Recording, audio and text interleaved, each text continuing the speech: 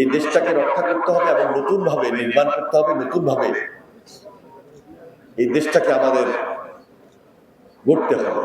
আমরা এই যে 12 ফেব্রুয়ারি যে নির্বাচন, এই নির্বাচনে তাকে বিশাল ভোটের ব্যবধানে নির্বাচিত করেছেন। আমি সর্বপ্রথম আপনাদেরকে মোবারকবাদ জানাই, ধন্যবাদ জানাই এবং আপনাদের প্রতি কৃতজ্ঞতা প্রকাশ করছি যে আমাদের সংসদ সদস্য হিসাবে ডাক্তার এস.এম. রফিকুল ইসলামকে আপনারা নির্বাচিত করেছেন। Doctor SM. রফিকুল ইসলামের নেতৃত্বে এবং আমরা বিএনপি এখানে ঐক্যবদ্ধ হয়ে সকলে মিলে 17 বছর ত্যাগ স্বীকার করেছে।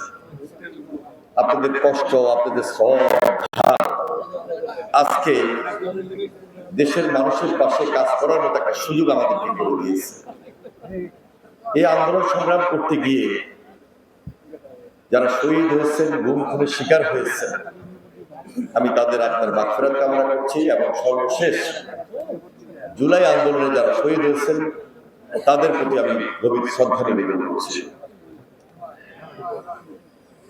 আমরা হঠাৎ করে এই দিনটা পাইনি।